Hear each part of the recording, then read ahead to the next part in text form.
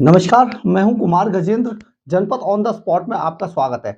आज सुबह-सुबह देश में पश्चिम बंगाल से जो जिस तरीके की खबर आई, बहुत चौंकाने वाली थी। बेहद चौंकाने वाली खबर ने आज सबको एक बार फिर से झकझोर कर रख दिया है। ये सोचने पर मजबूर कर दिया है कि पश्चिम बंगाल क्या भारत जैसे लोकतंत्र के अंदर है या कि बांग्लादेश के अंदर है। ये बहुत बड़ा मामला है, क्योंकि पश्चिम बंगाल में जिस तरीके की हिंसा सामने आती है, वो हिंसा सचमुच चौंकाने वाली आती है। और इस बार की हिंसा में तो ईडी की साख जो है दांव पर लगी हुई है। जिस तरीके से ईडी अधिकारियों पर हमला किया गया, खास तौर पे जो कहा जा रहा है कि बांग्लादेशियों ने जिस तरीके से हमला किया, जो वहां पर रोहिंग्या हैं उन्होंने जिस तरीके से हमला किया, ये बहुत चौंकाने वाला है। जो देश की जो खुफिया एजेंसियां हर बार पश्चिम बंगाल के मामले में फेल हो जाती हैं, ये बड़ी बात है कि इस तरीके से हमारे ही देश के अंदर लोकतंत्र को धता बताते हुए, कानून को एक तरीके से ठेंगा दिखाते हुए ये लोग जिस तरीके से हिंसा में शामिल होते हैं, और हम बार बार, हमारा देश, हमारी एजेंसियां बार बार चुप होकर बैठ जाती हैं, ये सचमुच बहुत बढ़ावा देने वाला है। जिस तरीके से टीएमसी नेता ममता बनर्जी बार बार ऐसे लोगों को पाल पोस के वहां पर बड़ा कर रही है, ये सचमुच देश की सुरक्षा से जुड़ा हुआ मामला है और देश के लिए बहुत शर्मसार है। और सुरक्षा के नाम पर किसी भी तरीके से कोई दोस्ती या किसी तरीके की कोई लापरवाही बिल्कुल बर्दाश्त नहीं की जानी चाहिए। पश्चिम बंगाल पर सचमुच अब जरूरत आ पड़ी है कि पश्चिम बंगाल के अंदर राष्ट्रपति शासन लगाया जाए और वहां पर टीएमसी की सरकार को खत्म कर दिया जाए। क्योंकि जिस तरीके से ईडी पर आज हमला हुआ सुबह सुबह ईडी की टीम का, और लोगों को बहुत गंभीर चोटें आई हैं। एक एक व्यक्ति का तो, एक ईडी अधिकारी का तो सर बाकायदा फूटा है, उसको अस्पताल में भर्ती कराना पड़ा है। ये बहुत शर्मनाक है।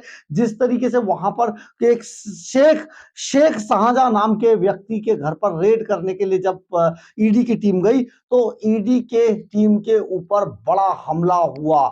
बहुत सारे लोगों ने, जिनमें रोहिंग्या, बांग्लादेशी और भी न जाने कौन किस किस तरीके के लोग वहां पर थे, जिन्होंने ईडी की टीम पर हमला कर दिया और कई लोगों को घायल कर दिया। ये बड़ा मामला है। इससे ईडी की साख पर भी बट्टा लगा है। ईडी की साख पर दो दो जगह और बट्टा लगा हुआ है। कहीं ऐसा ना हो कि यही कहानी इन जगहों पर भी दोहरा दी जाए। एक तो जो जो हेमंत सोरेन है, वो उनके उनके लिए 7 बार ईडी ने सम्मन जारी किया है, लेकिन वो पेश होने का नाम नहीं ले रहे हैं। ईडी को कुछ नहीं समझ रहे और बार बार वो ईडी से जिस तरीके से भाग रहे हैं, सचमुच अपने आप में बहुत शर्मनाक है। और ऐसे लोगों पर चुनाव आयोग को भी कार्रवाई करनी चाहिए, कोर्ट को भी बोलना चाहिए।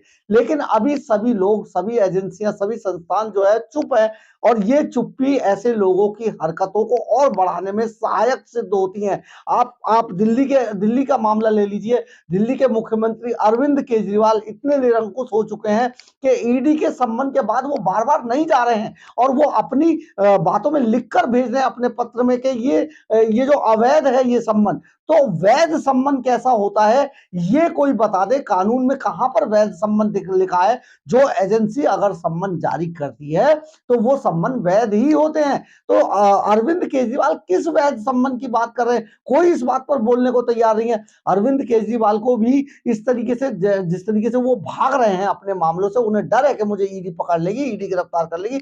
सचमुच इस पर भी कोर्ट को बोलना चाहिए, इस पर भी दूसरे संस्थान है, इस पर भी चुनाव आयोग को भी कार्रवाई करनी चाहिए कि चुनाव आयोग कह दे कि भाई ऐसे लोगों को हटा दिया जाएगा, आगे से चुनाव नहीं लड़ने दिया जाएगा। ये बड़ा मामला है। इसी तरीके से आज पश्चिम बंगाल के 24 परगना में जिस तरीके से शेख शाहजहां, जो कि राशन वितरण घोटाले का मास्टरमाइंड है, उसके आवास पर आज छापेमारी करने ईडी की टीम गई, तो वहां पर हजारों की तादाद में पहले से ही इकट्ठा हुए लोगों ने उन पर हमला कर दिया।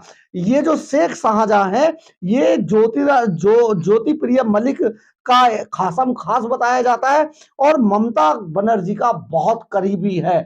बहुत ज्यादा ये प्रभाव रखता है इस पूरे इलाके के अंदर, 24 परगना में, और ये काफी चीजों में बड़ा महारत हासिल है और एक तरीके से कहा जाए तो एक गैंगस्टर जैसी भूमिका में ये यहाँ पर रहता है और करोड़ों रुपए की अकूत संपत्ति का मालिक है। और जो बंगाल के अंदर, पश्चिम बंगाल के अंदर जो राशन वितरण होता था, उसमें उस राशन वितरण के अंदर ये एक बड़ा घोटालेबाज है, बहुत बड़ा मास्टरमाइंड है। ज्योति प्रिय मलिक जो इसका खासम का जो वहां पर राज्य मंत्री थे, वो राशन वितरण घोटाले में पहले से ही जेल के अंदर है, उन्हें पहले ही दबोच लिया गया है। लेकिन आज जब शेख शाहजहां को दबोचने के लिए उनके निवास स्थान 24 परगना में पुलिस की और ईडी की टीम गई, तो वहां पर उनके लोगों ने पहले से ही प्रायोजित हमला कर दिया।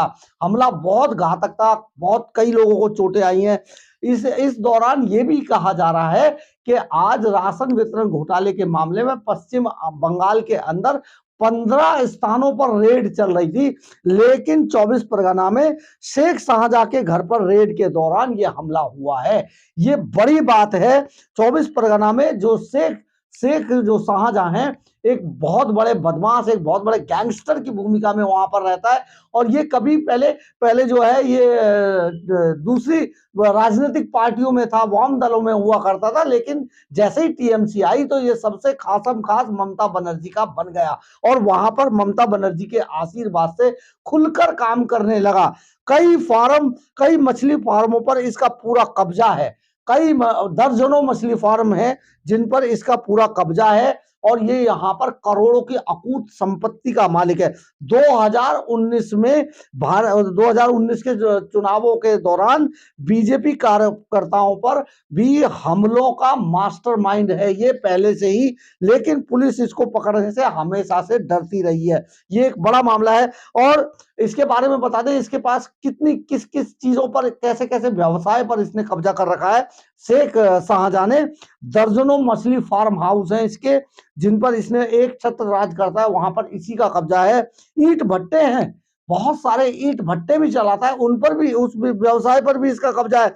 कई शॉपिंग कॉम्प्लेक्स हैं इसके वहां पर। इसके अलावा बहुत सारी इमारतें हैं जिनसे करोड़ों रुपए महीने का किराया ये वसूलता है और एक गैंगस्टर की तरीके से वहां पर ये रहता है। पूरे इलाके में इसका दबदबा है, इसको कोई छू नहीं सकता, ये वहां पर बहुत सुरक्षित रहता है, इसीलिए इसको एजेंसियां नहीं।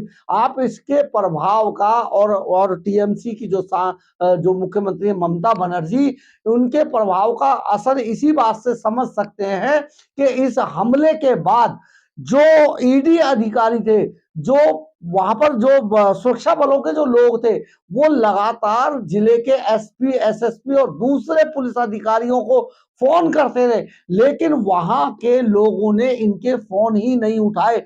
बहुत गंभीर मामला है देश के लिए, लोकतंत्र के लिए, कि इस तरीके की चीजें अगर देश के अंदर होंगी तो सचमुच बहुत सोचने वाली स्थिति हो जाएगी कि हम अपने ही देश में हैं या कि हम बांग्लादेश में रह रहे हैं या कहीं बाहर रह रहे हैं। ये समझ नहीं आता है। ये बहुत ही घातक टाइप के लोगों को यहाँ पर बसा लिया गया है और जो देश का, जो हमारे जो टैक्स पेयर के पैसे का, जो पैसे से जो राशन खरीदा जाता है, उस राशन को ऐसे लोगों को बांटा जाता है जो हमारे ही देश की सुरक्षा के लिए खतरा है, जो हमारे ही देश में इस तरीके की जो एजेंसियां उन पर हमला करते हैं। ये एक बहुत गंभीर मामला है, इस पर एक बार फिर से सोचना पड़ेगा कि वहां पर राशन ऐसे लोगों को दिया जाए या भूखे मरने के लिए छोड़ दिया जाए, क्योंकि ये आने वाले समय में इसी तरीके की चीजें करेंगे और बार बार ये एजेंसियों के लिए चैलेंज साबित होंगे। अगर ऐसा आदमी को छोड़ दिया जाएगा तो सचमुच बहुत गंभीर परिणाम आने वाले समय में हो सकते हैं। इसलिए ऐसे लोगों को ठिकाने लगाना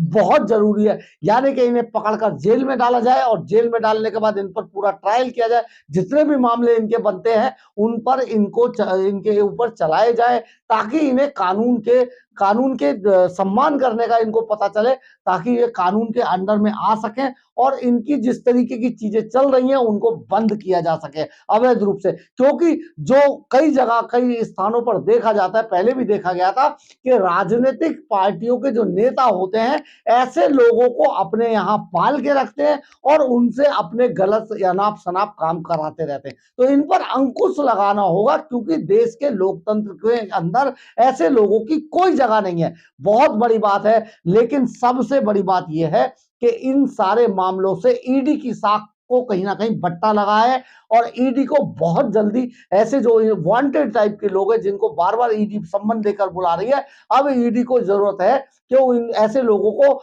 बाइज्जत सम्मन ना भेजकर इन्हें इनकी सभाओं से, इनके ऐसे जगहों से घसीट कर लेकर जाना चाहिए ताकि देश के अंदर ऐसे लोग डरते रहें। अगर आपको हमारी खबर अच्छी लगी हो तो आप इसे लाइक, सब्सक्राइब और शेयर जरूर कीजिएगा। कमेंट्स बॉक्स में अपनी राय जरूर लिखिएगा, इससे हमें ऊर्जा मिलती है। जय हिंद, जय भारत।